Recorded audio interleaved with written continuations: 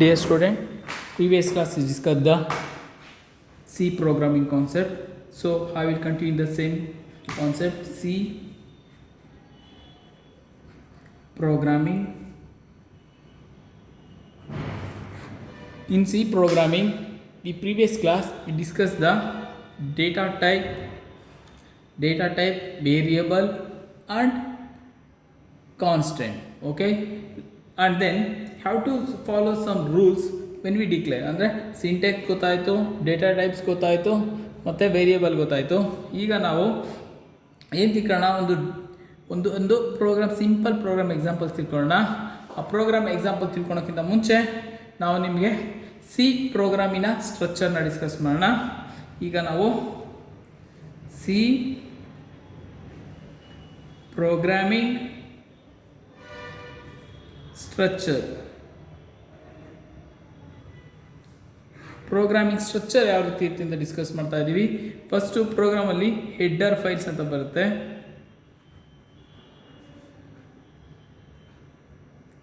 Header files ಬರುತ್ತೆ. Next wide main open and close bracket and then open the flower bracket. ಇಲ್ಲಿ variable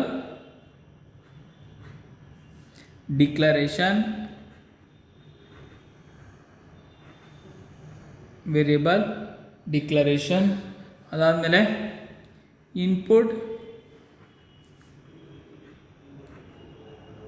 statement, output statement, close the flower bracket. Input statement, output statement and close the flower bracket. Okay, ಈಗ ಇದು ನಿಮ್ಮ C ಪ್ರೋಗ್ರಾಮಿನ structure. ಓಕೆನಾ, ಇದು ನಿಮ್ಮ C ಪ್ರೋಗ್ರಾಮಿನ structure. Okay, ಮೊದಲನೇ line ಏನಿರಬೇಕು, header file ಇರಬೇಕು. ಎರಡನೇ ಲೈನು ವೈಡ್ ಮೇನ್ ಅಂತ ಬರೀಬೇಕು. ಮೂರನೇದು ಇದು ವೇರಿಯೇಬಲ್ ಡಿಕ್ಲರೇಷನ್ ಇರುತ್ತೆ. 4 ಮತ್ತು 5 ಇನ್ಪುಟ್ ಔಟ್ಪುಟ್ ಸ್ಟೇಟ್ಮೆಂಟ್ ಇರುತ್ತೆ. ನೆಕ್ಸ್ಟ್ ಇದು ಫ್ಲವರ್ ಬ್ರ್ಯಾಕೆಟ್ ಇಂಡಿಕೇಟ್ ಮಾಡುತ್ತೆ ಪ್ರೋಗ್ರಾಮ್ ಬಿಗಿನ್ ಎಕ್ಸಿಕ್ಯೂಟೆಡ್ ಅಂತ. ಇದು ನಾನು ಎಕ್ಸ್ಪ್ಲೈನ್ ಮಾಡ್ತೀನಿ. ಇಷ್ಟ ಆಯಿತಾ? ಇದು ಸಿ ಪ್ರೋಗ್ರಾಮಿನ ಸ್ಟ್ರಕ್ಚರ್. ಈಗ ಒಂದೊಂದೇ ಎಕ್ಸ್ಪ್ಲೈನ್ ಮಾಡ್ತಾ ಹೋಗೋಣ ಯಾವ ರೀತಿ. ಓಕೆನಾ, ಈಗ ನೋಡಿ, ಹೆಡ್ಡರ್ ಫೈಲ್ ಮೊದಲನೇದು. ಹೆಡ್ಡರ್ ಫೈಲ್ ಅಂದರೆ ಏನಿಲ್ಲ, is a collection of different programs or functions. Different definitions ಬರುತ್ತೆ. ಓಕೆನಾ, ಕನ್ಫ್ಯೂಸ್ ಮಾಡ್ಕೊಬೇಡಿ. ನಿಮ್ಗೆ ಯಾವುದು ಈಸಿಯಾಗಿ ಅರ್ಥ ಆಗುತ್ತೆ ಅಂಥ ಡೆಫಿನೇಷನ್ಸ್ ಮಾತ್ರ ನೀವು ಜ್ಞಾಪಕ ಇಟ್ಕೊಳ್ಳಿ. ಓಕೆನಾ, ನೆಕ್ಸ್ಟ್ ಅದಾದಮೇಲೆ ವೈಡ್ ಮೇನ್.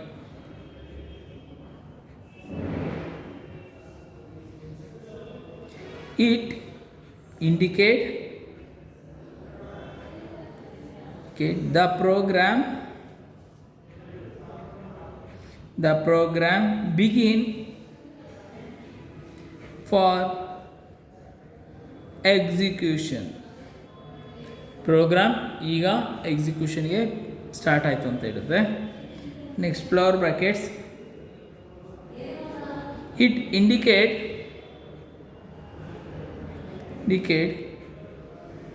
ಪ್ರೋಗ್ರಾಮ್ ಬಾಡಿ ಅಂತ. ನೀವೇನೇ ಬರೆಯಂಗಿದ್ರೋ ಈ ಪ್ರೋಗ್ರಾಮ್ ಬಾಡಿ ಒಳಗಡೆ ವಿತಿನ್ ಫ್ಲವರ್ ಬ್ರ್ಯಾಕೆಟ್ಸ್ ಒಳಗಡೆ ಬರಿಬೇಕು. ಆಯಿತಾ? Next variable declaration is used to declare the variable, declare the variable next input and output shortcut ಇನ್ಪುಟ್ಗೆ ಹಿಂಗೆ ಹಾಕ್ತೀವಿ, ಔಟ್ಪುಟ್ಗೆ ಹಿಂಗೆ ಹಾಕ್ತೀವಿ. ಐ/ಓ ಹಾಕಿದ್ರೆ ಇನ್ಪುಟ್ಟು, I/O/P ಹಾಕಿದ್ರೆ ಔಟ್ಪುಟ್ ಆಯಿತಾ. Declare input and output statement. Input ಮತ್ತು ಔಟ್ಪುಟ್ ಸ್ಟೇಟ್ಮೆಂಟ್ಸ್ನ ಡಿಕ್ಲೇರ್ ಮಾಡಬೇಕು. ಇದು ಸಿ ಪ್ರೋಗ್ರಾಮಿನ ಸ್ಟ್ರಕ್ಚರ್. ಎಕ್ಸಾಮಲ್ಲಿ ಕೇಳ್ತಾರೆ 5 ಮಾರ್ಕ್ಸ್ಗೆ. ಎಕ್ಸ್ಪ್ಲೈನ್ ಸಿ ಪ್ರೋಗ್ರಾಮಿಂಗ್ ಸ್ಟ್ರಕ್ಚರ್ ಅಂತ. ಸಿ ಪ್ರೋಗ್ರಾಮಿಂಗ್ ಸ್ಟ್ರಕ್ಚರ್ ಇದು ಬರೀತೀರಾ, ಬರೆದಾದ್ಮೇಲೆ ಒಂದೊಂದು ಲೈನ್ನ ಎಕ್ಸ್ಪ್ಲೈನ್ ಮಾಡ್ತಾ ಹೋಗ್ತೀರಾ. ನೆಕ್ಸ್ಟು ನಾವು ಡಿಸ್ಕಸ್ ಮಾಡೋಣ, ಸಿ ಪ್ರೋಗ್ರಾಮ್ನ ಬರೀಬೇಕಾದ್ರೆ what are the rules and condition should be follows. ಯಾವ್ಯಾವ ರೂಲ್ಸು ಮತ್ತು ಕಂಡೀಷನ್ಸ್ನ ಫಾಲೋ ಮಾಡಬೇಕಂತ ಡಿಸ್ಕಸ್ ಮಾಡೋಣ. C program structure, the condition should be followed when we writing a C program. Okay, ಕಾಣ್ತಿದೆಯಾ? ನೆಕ್ಸ್ಟ್ ಇದಾದಮೇಲೆ ಫಸ್ಟ್ ಕಂಡೀಷನ್ ಏನು ಮಾಡಬೇಕು, ಎವರಿ ಸ್ಟೇಟ್ಮೆಂಟ್, ನಿಮಗೆ ಸ್ಟೇಟ್ಮೆಂಟಿಂದ ಕನ್ಫ್ಯೂಷನ್ ಆದರೆ ಲೈನ್ ಅಂತ ತಿಳ್ಕೊಳ್ಳಿ. Every statement or line end with semicolon symbol. End with, ಇಲ್ಲಿ ಮೇಲ್ಗಡೆ ಡಾಟ್ ಇರುತ್ತೆ, ಕೆಳಗಡೆ ಕಾಮ ಇರುತ್ತೆ. End with semicolon. Next, don't put semicolon in void main and header file or statement. ಅಂದರೆ ಹೆಡರ್ ಸ್ಟೇಟ್ಮೆಂಟಲ್ಲಿ ಮತ್ತು void main ಅಂತ ಬರ್ತಿರಲ್ಲ, ಅಲ್ಲಿ ಯಾವುದೇ ಕಾರಣಕ್ಕೂ ನೀವು ಸೆಮಿಕೋಲನ್ನ ಹಾಕಬಾರ್ದು.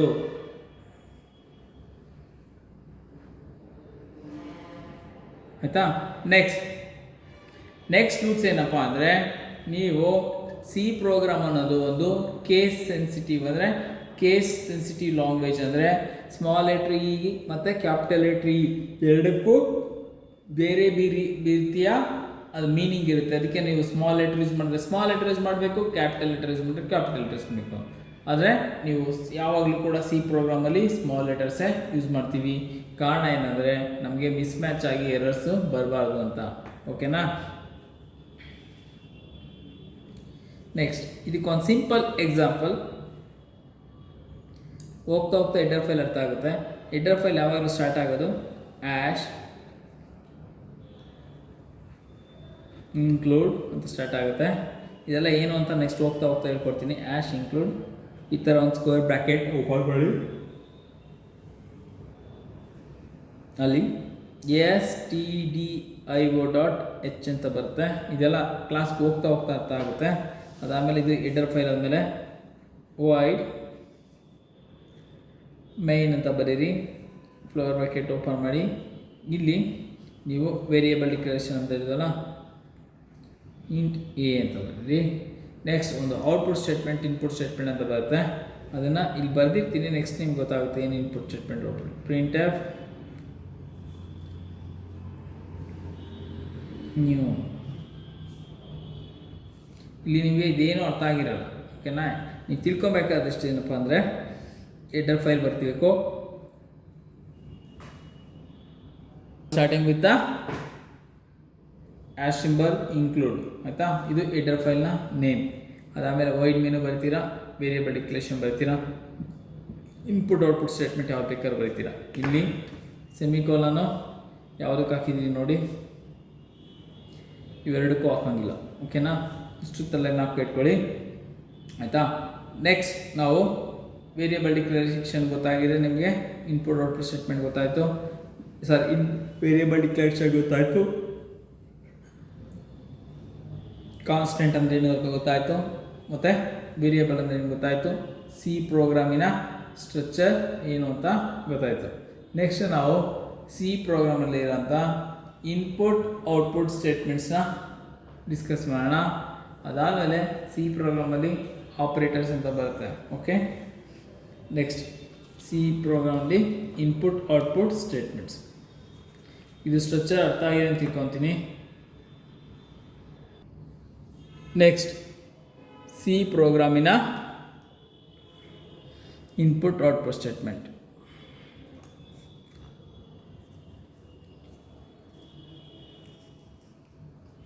ಕಾಣಿಸ್ತಿದೆಯಾ? Okay, input and output statement. ನಾನು ನಿಮ್ಮ ಸಿಲೆಬಸ್ ಕಾಪಿ ಪ್ರಕಾರ ಮಾಡ್ತಾ ಇಲ್ಲ, ನಿಮಗೆ ಯಾವ ಮಾಡಿದ್ರೆ ಈಸಿಯಾಗಿ ಅರ್ಥ ಆಗುತ್ತೆ ಅದ್ರ ಕಾನ್ಸೆಪ್ಟ್ ವೈಸ್ ಮಾಡ್ಕೊತ ಹೋಗ್ತಾ ಇದ್ದೀನಿ. ಓಕೆನಾ? ಆಮೇಲೆ ಸಿಲೆಬಸ್ ಕಾಪಿಲಿ ಎಲ್ಲೋ ಇದೆ 2 ಚಾಪ್ಟರ್ 3 ಚಾಪ್ಟರ್ ಕಂಪ್ಲೀಟ್ ಮಾಡ್ಕೊಂಬಿಡಿ. ಆಮೇಲೆ ಸಿಲೆಬಸ್ ಚಾಪ್ಟರ್ ಪ್ರಕಾರ ಮಾಡೋಣ ಬೇಕಾದ್ರೆ. ಈಗ ಒಂದು ನಿಮಗೆ ಕಾನ್ಸೆಪ್ಟ್ ಅರ್ಥ ಆಗಲಿ ಅಂತ ಈಸಿಯಾಗಿ ಹೇಳ್ಕೊಡೋಕ್ಕೆ ಟ್ರೈ ಮಾಡ್ತಾ ಇದ್ದೀನಿ. ಸಿ ಪ್ರೋಗ್ರಾಮಲ್ಲಿ ಅಥವಾ ಸಿ ಪ್ರೋಗ್ರಾಮಿಂಗ್ ಲ್ಯಾಂಗ್ವೇಜಲ್ಲಿ ಇನ್ಪುಟ್ ಔಟ್ಪುಟ್ ಸ್ಟೇಟ್ಮೆಂಟ್ಸಲ್ಲಿ 2 ವಿಧಾನ ಇದೆ. ದೇರ್ ಆರ್ 2 ಟೈಪ್ಸ್, 2 ಟೈಪ್ಸ್ ಇದೆ. ಯಾವುದಪ್ಪ ಅಂದರೆ ಫಾರ್ಮೇಟೆಡ್ ಇನ್ಪುಟ್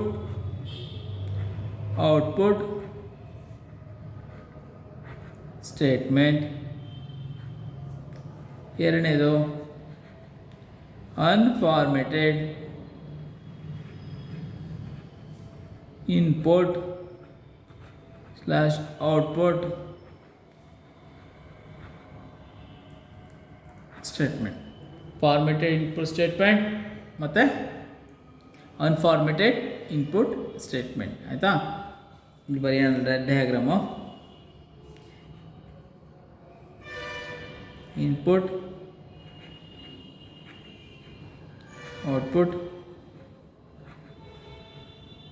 ಸ್ಟೇಟ್ಮೆಂಟ್ 2 ವಿಧಾನ ಇದೆ. ಯಾವುದು? ಒಂದು ಫಾರ್ಮೇಟೆಡು,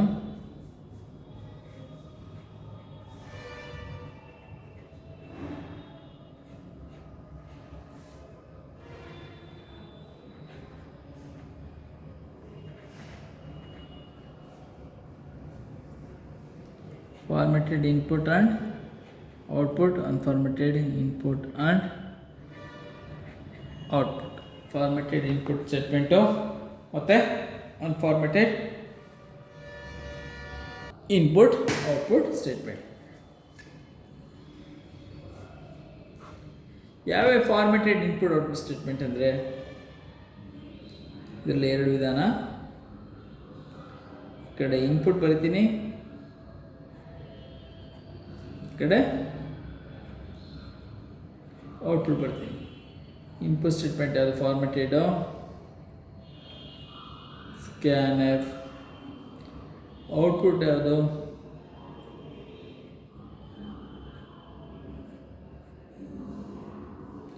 ಓಕೆನಾ? ನೆಕ್ಸ್ಟ್ ಅನ್ಫಾರ್ಮ್ಯಾಟೆಡಲ್ಲಿ 2 ವಿಧಾನ.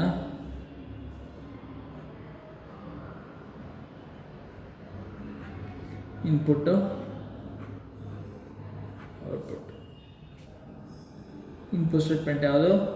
ಮೊದಲನೇದು ಫಾರ್ಮ್ಯಾಟೆಡ್ ಇನ್ಪುಟ್ ಸ್ಟೇಟ್ಮೆಂಟು. ನಿಮಗೆ ಕಾಣ್ತಾ ಇಲ್ಲ ಅನಿಸುತ್ತೆ ನೋಡಿ, ಈಗ ಕಾಣ್ತಾ ಇದೆಯಾ? ಓಕೆ, ಫಾರ್ಮ್ಯಾಟೆಡ್ ಇನ್ಪುಟ್ ಸ್ಟೇಟ್ಮೆಂಟು ಆಯಿತು. ಅನ್ಫಾರ್ಮ್ಯಾಟೆಡ್ ಇನ್ಪುಟಲ್ಲಿ ಯಾವುದು? Get, C H. ಇದೆಲ್ಲ ಆಮೇಲೆ ಎಕ್ಸ್ಪ್ಲೇನ್ ಮಾಡ್ತೀನಿ. ಸೆಕೆಂಡ್ ಗೆಟ್ ಕ್ಯಾರ್, ಆಮೇಲೆ ಗೆಟ್ ಎಸ್ ಬ್ರ್ಯಾಕೆಟ್ಸ್ ಹಾಕಿದ್ರೆ ಫಂಕ್ಷನ್ ಅಂತ. Next output P U T put C H, T put char ಆಮೇಲೆ ಪುಟ್ ಎಸ್ ಇಷ್ಟು ಫಾರ್ಮೆಟೆಡ್ ಇನ್ಪುಟ್ ಔಟ್ಪುಟ್ ಸ್ಟೇಟ್ಮೆಂಟ್ಸ್ ಅಂತ. ಓಕೆನಾ? ಒಂದ್ಸರಿ ರಿಪೀಟ್ ಮಾಡೋಣ. ಸಿ ಪ್ರೋಗ್ರಾಮಿಂಗಲ್ಲಿ ನಮಗೆ there are different type of input output statements. In C program there are different types of input output statement. They are mainly classified as two types. One is formatted input output statement, another one is unformatted input output statement. The formatted input output statements are first one will input scanf, output printer. Unformatted input output statement can be classified as two types, one input and output. Unformatted input functions are getch, getchar, gettS. For unformatted output functions are putch, putchar, putS. ಆಯಿತಾ? ಈ ಥರ ಇವೆಲ್ಲ ಕೂಡ ಫಾರ್ಮೆಟೆಡ್ input output statements ಏನಿದೆ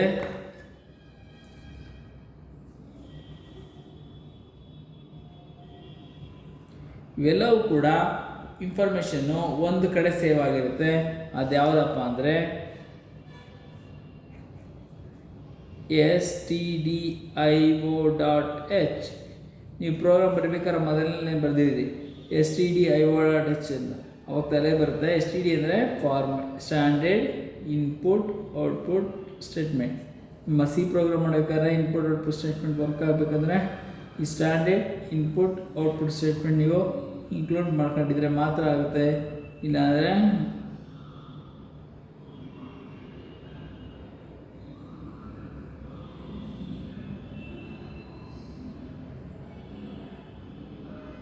ಅರ್ಥ ಆಯ್ತಾ? ಒಂದ್ಸರಿ ನೋಡ್ಕೊಳ್ಳಿ, ಏನಾದ್ರು ಡೌಟ್ ಇದ್ರೆ ಕೇಳಿ. ನೆಕ್ಸ್ಟ್ ಮೂವ್ ಆಗೋಣ. ಇಲ್ಲಿಗೆ ಫಾರ್ಮೆಟೆಡ್ ಇನ್ಪುಟ್ ಔಟ್ಪುಟ್ ಸ್ಟೇಟ್ಮೆಂಟು ಮುಗೀತು. ಇಲ್ಲಿ ಒಂದೊಂದೇ ಎಕ್ಸಾಂಪಲ್ಸ್ನ ನಾನು ಮಾಡ್ಕೊತ ಹೋಗ್ತೀನಿ. ಈಗ next heading formatted input output statement.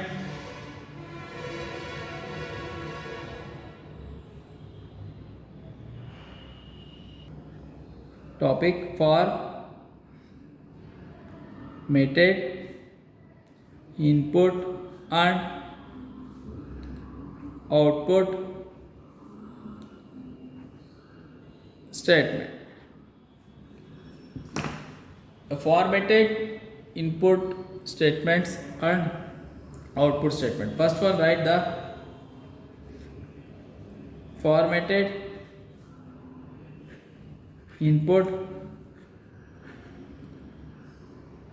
statements are have a formatted input statement of scanf. Scanf ಅಂದರೆ ಏನಂದರೆ ಸ್ಕ್ಯಾನ್ಎಫ್ ಅಂದರೆ is a formatted input statement is used to accept the information from the keyboard. Format input statement ಅಂದರೆ ಅದು ಏನು ಮಾಡುತ್ತೆ, ಇನ್ಫಾರ್ಮೇಷನ್ನ ಕೀಬೋರ್ಡಿಂದ ತೊಗೊಳುತ್ತೆ. ನೋಡಿ,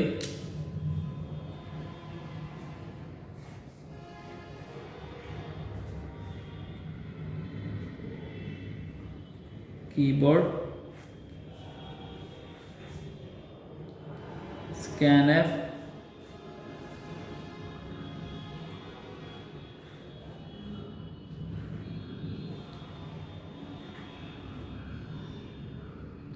system. ಅಥವಾ ಇದು ಫಾರ್ಮ್ಯಾಟೆಡ್ ಇನ್ಪುಟ್ ಸ್ಟೇಟ್ಮೆಂಟ್ನ ಡೆಫಿನೇಷನ್. ಈಗ ನೆಕ್ಸ್ಟು ನಾವು ಸ್ಕ್ಯಾನ್ಎಫ್ನ ಸಿಂಟೆಕ್ಸ್ ನೋಡೋಣ. ಓಕೆ, ಫಾರ್ಮ್ಯಾಟೆಡ್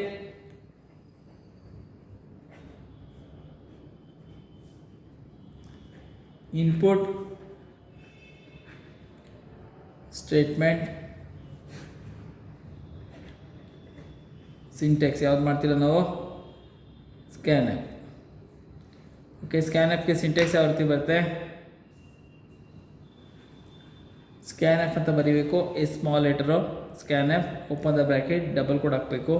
ಇಲ್ಲಿ ಫಾರ್ಮ್ಯಾಟ್ ಸ್ಪೆಸಿಫೈರ್, ಆಮೇಲೆ ಸೆಮಿಕೋಲನ್, ಆಮೇಲೆ ಆಂಪರ್ಸೆಂಟ್, ವೇರಿಯೇಬಲ್ ನೇಮ್, ಕಂಟಿನ್ಯೂ ಆಗುತ್ತೆ. ಒಂದಕ್ಕಿಂತ ಹೆಚ್ಚಿಗೆ ಕಮ್ ಹಾಕಿ. ಇದು ಸ್ಕ್ಯಾನ್ ಆ್ಯಪ್ನ ಡೆಫಿನೇಷನ್. ಇದು ಸ್ಕ್ಯಾನ್ ಆ್ಯಪ್ ಅನ್ನೋದು ಕೀವರ್ಡ್, ಅಂದರೆ ಕಂಪ್ಯೂಟ್ರಲ್ಲಿ ಇರುತ್ತೆ, ನಾವು ಅದಂಗೆ ಯೂಸ್ ಮಾಡಬೇಕು. ಮತ್ತು ಅದಾದಮೇಲೆ ಡಬಲ್ ಕೋಡ್ ಹಾಕಬೇಕು, ಮತ್ತು ಡಬಲ್ ಕ್ಲೋಸ್ ಮಾಡಬೇಕು. ಇದರಲ್ಲಿ ಫಾರ್ಮ್ಯಾಟೆಡ್ ಸ್ಪೆಸಿಫೈರ್ಸ್ ಇರುತ್ತೆ, ಅದೇನು ಅಂತ ಹೇಳ್ತೀನಿ.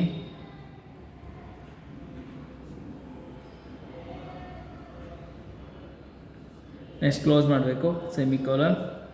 ಆಂಪರ್ಸೆಂಟ್ ಅಂದರೆ ಕೀಬೋರ್ಡಿಂದ ಒಂದು ಕ್ಯಾರೆಕ್ಟರ್ನ ತೊಗೊಳುತ್ತೆ, ಅಕ್ಸೆಪ್ಟ್ ಮಾಡ್ಕೊಳುತ್ತೆ. ಅದಾದಮೇಲೆ ವೇರಿಯೇಬಲ್ ನೇಮ್ ಬರೀರಿ, ಕಾಮ ಇಡಿ, ಇನ್ನೂ ಇದ್ದರೆ ಆಂಪರ್ಸೆಂಟ್ ವೇರಿಯೇಬಲ್ ನೇಮ್. ಆಮೇಲೆ ಆದಮೇಲೆ ಡಬಲ್ ಕೋಡ್ ಕ್ಲೋಸ್ ಮಾಡಿ, ಫಂಕ್ಷನ್ ಕ್ಲೋಸ್ ಮಾಡಿ. ಇದು ಸ್ಕ್ಯಾನ್ ಆ್ಯಪ್ ಇಲ್ಲಿ ಇರೋಂಥ ಸಿಂಟ್ಯಾಕ್ಸ್. ಓಕೆನಾ? ನೆಕ್ಸ್ಟು ಕ್ಲಾಸಲ್ಲಿ ನಾವು ಔಟ್ಪುಟ್ ಸ್ಟೇಟ್ಮೆಂಟ್ನ ಡಿಸ್ಕಸ್